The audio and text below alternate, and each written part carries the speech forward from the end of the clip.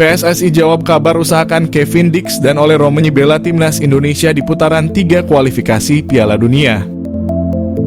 Anggota PSSI Arya Sinulinga buka suara mengenai kabar yang beredar bahwa pihaknya sedang mengusahakan naturalisasi 2 pemain keturunan untuk timnas Indonesia di putaran ketiga kualifikasi Piala Dunia Zona Asia. Keduanya adalah Kevin Dix yang bermain untuk klub Denmark, FC Copenhagen, dan Ole Romenyi, penyerang FC Utrecht di Eredivisie. Bersama back FC Twente, PSSI memang pernah mendekati Kevin Dix untuk dinaturalisasi demi timnas Indonesia pada awal 2022 namun gagal mendapatkan restu dari kedua orang tuanya. Sebelumnya, pengamat sepak bola Roni Pangemanan mengklaim bahwa Ketua PSSI Erick Thohir berencana untuk menambah pemain keturunan di timnas Indonesia buat putaran ketiga kualifikasi Piala Dunia. Bersama FC Copenhagen pada musim lalu, Kevin Dix mencatatkan 51 penampilan, termasuk 8 di Liga Champions. Dengan perolehan 7 kartu kuning, 1 kartu merah, 4 gol, dan 2 assist.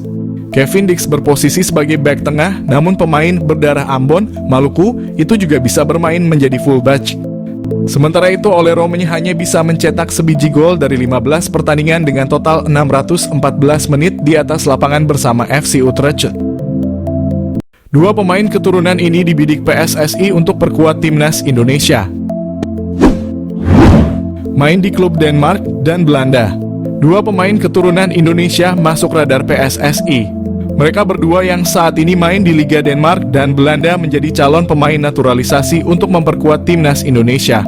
2 pemain keturunan Indonesia itu adalah back FC Copenhagen Kevin Dix dan penyerang FC Utrecht Ole Romenyi.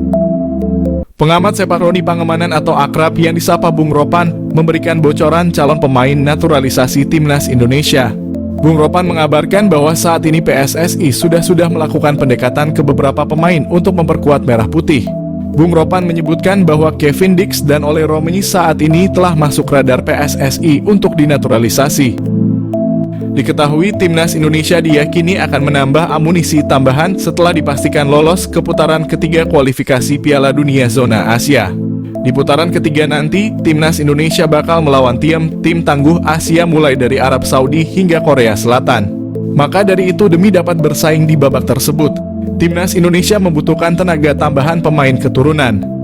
Bung Ropan mengaku dirinya telah berkomunikasi langsung dengan Ketua Umum PSSI Erick Thohir untuk mendapat informasi tersebut. Hal itu disampaikan oleh Bung Ropan dalam unggahan kanal YouTube pribadinya. Meski tak mendapatkan jawaban pasti, Bung Ropan pun mencoba untuk menanyakan beberapa pemain yang kerap dikatikan dengan timnas Indonesia. Sosok pertama yang ditanyakan Bung Ropan adalah back FC Copenhagen, Kevin Dix. Dikatakan Bung Ropan, saat ini PSSI tengah melobi Kevin Dix untuk memperkuat timnas Indonesia. Ia memiliki garis keturunan Indonesia dari sang ibunda yang berdarah Maluku. Kemudian bocoran pemain lain yang sedang dilobi PSSI adalah Ole Romenyi. Asal-usul jejak Indonesia Ole Romenyi berasal dari neneknya yang asli Medan, Sumatera Utara. Sosok Ole Romenyi dapat menjadi solusi masalah lini depan timnas Indonesia asuhan Shin Tae-yong. Sebelumnya, Ole Romenyi juga sempat memberikan kode tertarik membela timnas Indonesia. Satu hal yang pasti, timnas Indonesia akan menghadapi tim yang berada di pot 1 di putaran ketiga nanti. Janji Shin Tae-yong kepada Emil Audero, kiper utama timnas Indonesia. Janji Shin Tae-yong kepada Emil Audero, kiper utama timnas Indonesia ronde 3 kualifikasi Piala Dunia. Pelatih timnas Indonesia Shin Tae-yong ingin menjadikan Emil Audero kiper utama timnas Indonesia. Indonesia lagi mencari pemain grade A. Salah satunya posisi kiper pelapis Hernando Ari. Ronde 3 kualifikasi Piala Dunia tidak main-main. Lawan Indonesia sangat menantang. Emil Audero adalah kiper Sampdoria yang dipinjamkan kepada Inter Milan klub Liga Italia. Emil Audero lahir di Mataram, Indonesia dan besar di Italia. Shin Tae-yong butuh Emil Audero karena status Maarten Paes belum jelas dari pengadilan CAS.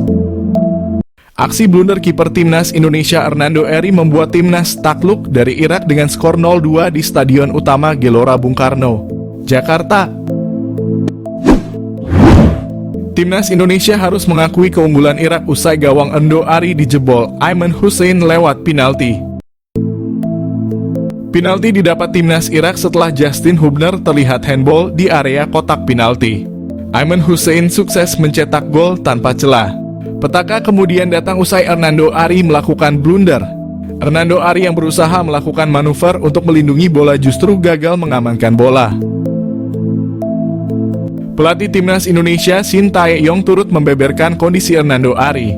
Hernando Ari dikatakannya sangat menyesal. Ia pun tak akan berkomunikasi dengan Hernando Ari karena masih merasa terpukul atas kesalahannya. Setelah dirasa Hernando Ari baik-baik saja, Shin Tae-yong baru akan mengajaknya bicara. Shin Tae-yong juga membela pemainnya Jordi Amat yang pada laga ini diganjar kartu merah langsung karena melanggar pemain Irak. Meski jadi salah satu penyebab kekalahan skuad Garuda, Shin Tae-yong menyebut bahwa pemain berusia 32 tahun secara keseluruhan tampil baik. Ia hanya meminta agar Jordi bisa introspeksi diri karena tak hanya kali ini saja Jordi melakukan kesalahan dan pada saat bermain di Irak, Jordi juga membuat blunder. Sementara itu komentar datang dari punggawa timnas, Asnawi Salahkah rumput. Pemain timnas Indonesia Asnawi Mangkualam turut mengeluhkan kondisi rumput SUGBK saat menghadapi Irak. Asnawi tampak kesal karena kondisi rumput SUGBK belum sempurna meskipun lebih baik dari laga kontra Vietnam sebelumnya. Pasalnya, kondisi rumput sangat berpengaruh kepada permainan. Memang rumput SUGBK tampak tidak rata di beberapa area. SUGBK sendiri akan kembali dipakai saat timnas Indonesia menjamu Filipina.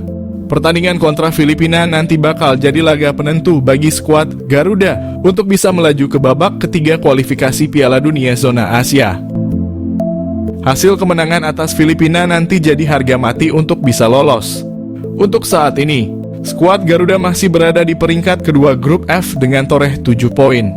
Sementara Irak semakin mantap bercokol di puncak klasemen dengan catatan 15 poin dari 5 laga.